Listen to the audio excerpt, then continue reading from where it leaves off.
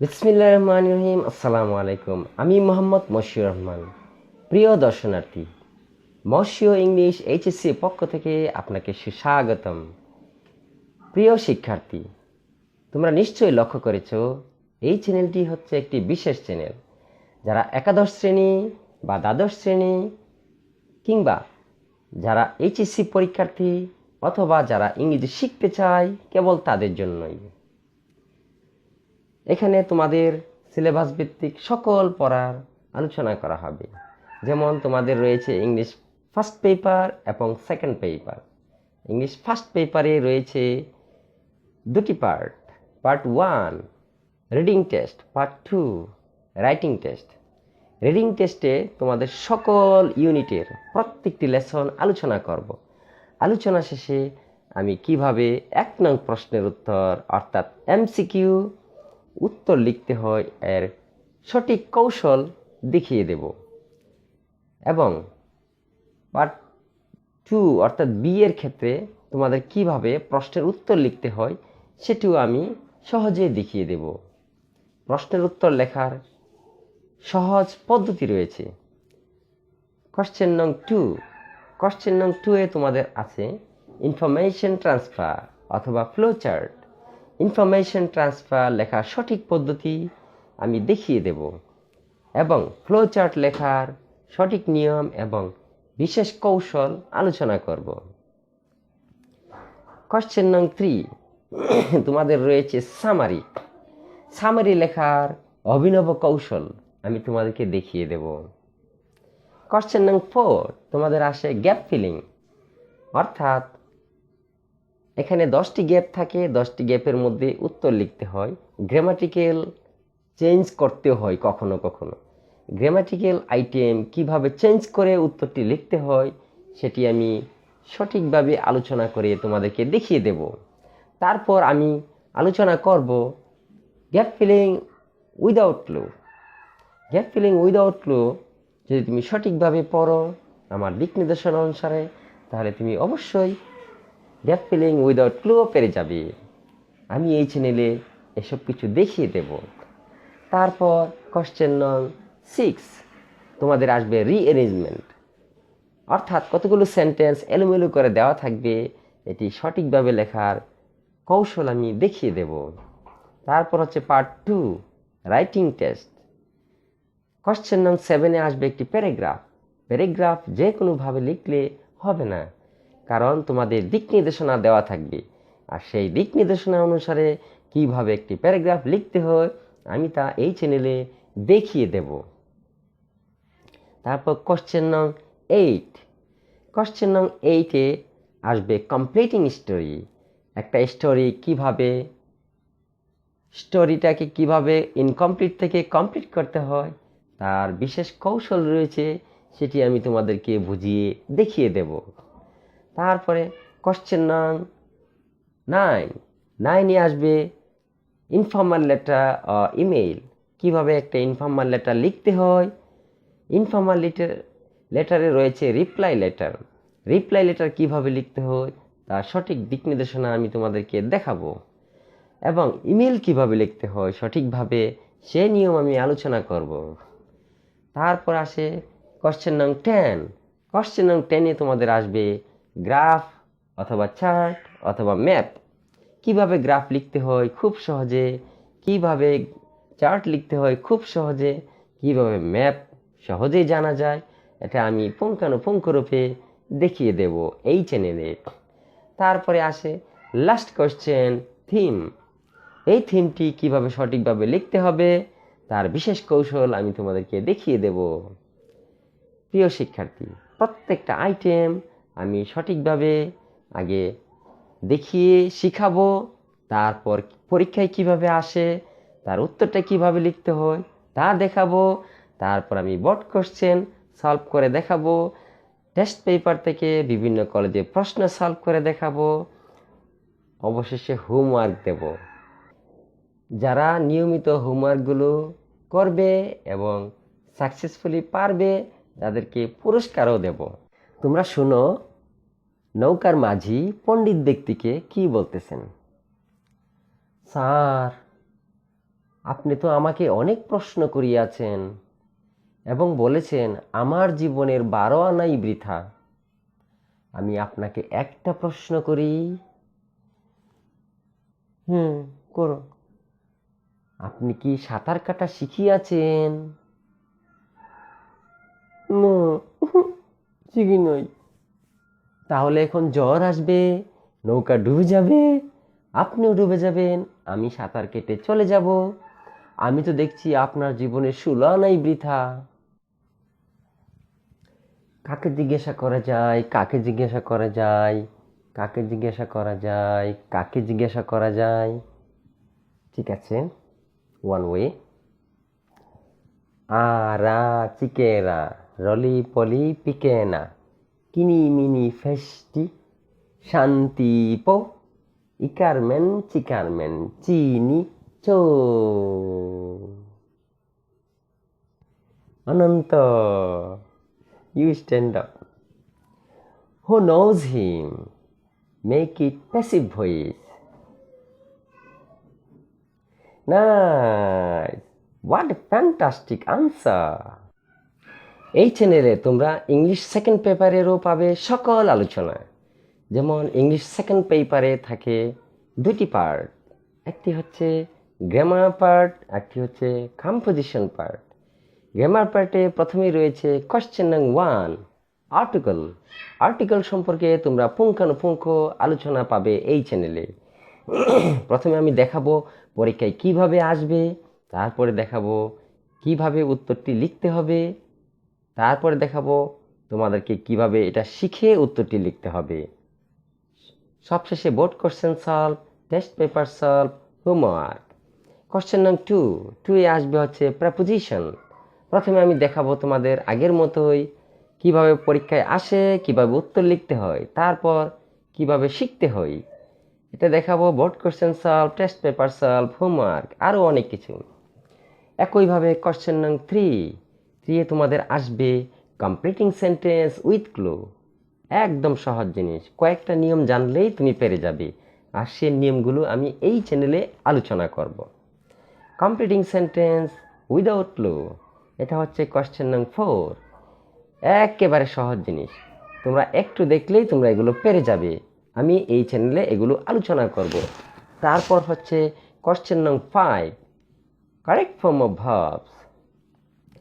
কয়েকটি নিয়ম শিখলে তোমরা সহজেই কারেক্ট ফর্ম অফ ভার্বস পেরে যাবে, এবং আমি এই চ্যানেলে পুঙ্খানুপুঙ্খ রূপে এগুলো দেখিয়ে দেব। কোশ্চেন নং 6 তোমাদের থাকবে চেঞ্জিং সেন্টেন্স, অর্থাৎ অ্যাফার্মেটিভ থেকে নেগেটিভ, অ্যাসার্টিভ থেকে exclamatory, interrogative, simple, complex, compound, degree, positive থেকে সুপারলেটিভ, সুপারলেটিভ থেকে কম্পারেটিভ, এইভাবে অ্যাক্টিভ থেকে প্যাসিভ ভয়েস, প্যাসিভ থেকে অ্যাক্টিভ ভয়েস, এগুলো হচ্ছে চেঞ্জিং সেন্টেন্স। এগুলো আমি বিস্তারিত এখানে আলোচনা করব, শিখিয়ে দেব। কোশ্চেন নং 7, এখানে তোমরা পাবে ন্যারেশন, অর্থাৎ স্পিচ। কিভাবে ডিরেক্ট স্পিচ থেকে কিভাবে ইনডিরেক্ট স্পিচ করতে হয় আমি দেখিয়ে দেব, ইনডিরেক্ট স্পিচ থেকে কিভাবে ডিরেক্ট স্পিচ করতে হয় এগুলো আমি পুঙ্খানুপুঙ্খ রূপে শিখিয়ে দেব, তোমরা খুব সহজেই পেরে যাবে। তারপর আসছে কোশ্চেন নং 8, অর্থাৎ প্রোনাউন রেফারেন্স। প্রোনাউন রেফারেন্স খুবই সহজ একটা আইটেম, কিন্তু না জানলে পারা যাবে না। এই চ্যানেলে আমি বিস্তারিত আলোচনা করব এবং তোমরা খুব সহজেই পরীক্ষায় পেরে যাবে। কোশ্চেন নং 9 মডিফায়ার।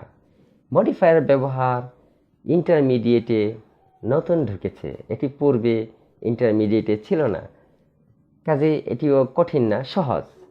এটিও আমি সহজেই কিভাবে শিখতে হয় সেটি আমি আলোচনা করব। তারপর হচ্ছে কোশ্চেন নং 10 সেন্টেন্স কানেক্টর। সেন্টেন্স কানেক্টর খুব সহজে কিভাবে পারা যায়, এর বিশেষ বিশেষ কৌশল রয়েছে, সেগুলো আমি দেখাবো, তোমরা খুব সহজেই পেরে যাবে। এই চ্যানেলে আমি আরও দেখাবো কোশ্চেন নং 11, অর্থাৎ সিনোনিম অ্যান্টোনিমের ব্যবহার। সিনোনিম অ্যান্টোনিম কিভাবে ব্যবহার করতে হয়, কিভাবে পরীক্ষায় লিখতে হয়, সেগুলো আমি এখানে আলোচনা করব। তারপর হচ্ছে last question from grammatical item punctuation. পাংচুয়েশনের ব্যবহার কিভাবে করতে হয় কয়েকটি নিয়ম জানলেই তোমরা পেরে যাবে। এগুলো আমি এই চ্যানেলে আলোচনা করব। তারপর আছে কম্পোজিশন পার্ট। কম্পোজিশন পার্টের প্রথমেই তোমাদের আসবে ফর্মাল লেটার অর্থাৎ অ্যাপ্লিকেশন অথবা ইমেইল। কিভাবে ফর্মাল লেটার লিখতে হয়, কিভাবে রিপ্লাই অ্যাপ্লিকেশন লিখতে হয়, এটি আমি খুব সহজেই সুন্দর করে দেখিয়ে দেব। তোমরা একটু দেখলেই পেরে যাবে। তারপর ইমেইলের ব্যবহার আমি ফার্স্ট পেপারেও দেখিয়েছি, সেকেন্ড পেপারেও দেখিয়ে দেব, তোমরা যাতে খুব সহজেই পেরে যেতে পারো। তারপর আসবে কোশ্চেন নং 14। 14-এ আসবে হচ্ছে রিপোর্ট রাইটিং। কিভাবে একটা রিপোর্ট লিখতে হয়, সঠিকভাবে লিখতে হয়, নিয়ম কানুন মেনে লিখতে হয়, যে কোনোভাবে লিখলে হবে না, সেটি আমি এই চ্যানেলে আলোচনা করব। তোমরা দেখলেই পেরে যাবে। তারপর কোশ্চেন নং 15, তোমাদের আসবে একটি প্যারাগ্রাফ। প্যারাগ্রাফ যে কোনোভাবে লিখলে হবে না, প্যারাগ্রাফের দিক নির্দেশনা রয়েছে, সেই দিক নির্দেশনা অনুসারে তোমাদেরকে লিখতে হবে, আর আমি সেগুলো এই চ্যানেলে আলোচনা করব। এক এক করে দেখলে তোমরা পেরে যাবে। Last question composition writing. এটি খুব সহজ, এটি যদিও একটু বড় একটি অংশ, তবুও নিয়মকানুন জানলে, কলা কৌশল জানা থাকলে খুব সহজে তোমরা এটা লিখে নিতে পারো। আর সকল জাদুকরী কলা কৌশল আমি এই চ্যানেলে তোমাদেরকে দেখিয়ে দেব। যারা খুবই দুর্বল শিক্ষার্থী তাদের জন্য বিশেষ বিশেষ রাইটিং আমি লিখিয়ে শিখিয়ে দেব, তোমরা পরীক্ষায় লিখে দিলেই হয়ে যাবে। এবং যারা ভালো মার্কস পেতে চাও, হায়ার A+ পেতে চাও, তাদের জন্য বিশেষভাবে নোট প্রদান করব, দেখিয়ে দেব কিভাবে লিখলে তুমি অনেক মার্কস পেতে পারো।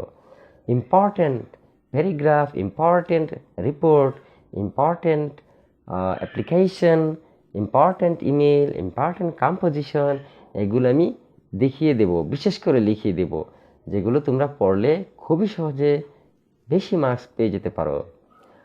আচ্ছা, এই হচ্ছে সেকেন্ড পেপারের পড়া, অর্থাৎ আমি প্রত্যেকটি আইটেম কিভাবে পরীক্ষায় আসে সেগুলো আমি দেখাবো, তারপর আমি এগুলো শিখিয়ে দেব, তারপর আমরা এগুলো চেক করব পারি কিনা, তারপর বোর্ড কোশ্চেন সলভ করব, টেস্ট পেপার সলভ করব, আরও অনেক অনেক কিছু হোমওয়ার্কও দেব। সবশেষে যারা ভালো করে হোমওয়ার্ক করবে, নিয়মিত করবে, পারবে, তাদেরকে পুরস্কারও দেব, পূর্বেই বলেছি।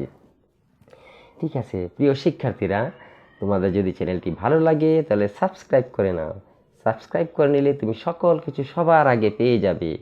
আমি এক এক করে প্রত্যেকটা আইটেম ফার্স্ট পেপার এবং সেকেন্ড পেপারের আলোচনা করব, সমাধান করে দেব।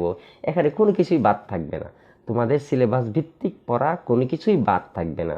তুমি সঠিক নির্দেশনা পেয়ে যদি পরীক্ষায় ভালো করে দাও তাহলে তুমি ভালো রেজাল্ট করবে, এবং তুমি সামনে যে প্রতিযোগিতা তোমার আসতেছে, বড় প্রতিযোগিতা, অ্যাডমিশন টেস্ট, ওই প্রতিযোগিতাতেও তুমি ভালো করবে। সকল ভার্সিটিতে, মেডিকেল কলেজে, ইঞ্জিনিয়ারিং ভার্সিটিতে সকল জায়গায় ইংরেজি রয়েছে। ইংরেজি না পারলে তুমি কখনোই চান্স পাবে না ভালো একটা জায়গায়। কাজে এখান থেকেই তোমাকে ভালো করে প্রস্তুতি নিতে হবে।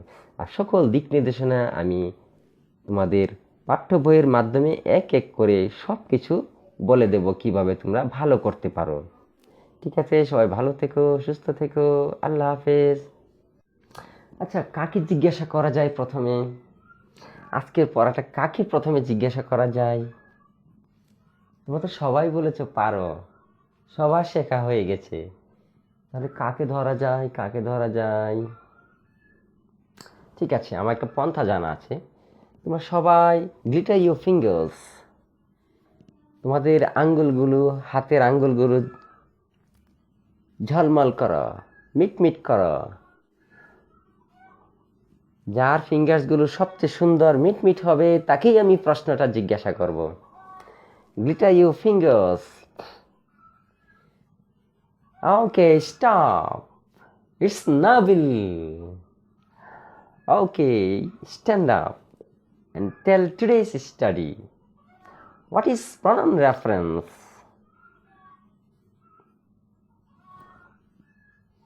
Wow, thank you very much. Sit down. প্রিয় শিক্ষার্থী, তোমরা জানো যারা হোমওয়ার্ক রেগুলার নিয়ে আসে তাদেরকে আমি খাতার মধ্যে গুড লিখে দেই। যারা খুব ভালো লেখে তাদেরকে আমি লিখে দেই ভেরি গুড।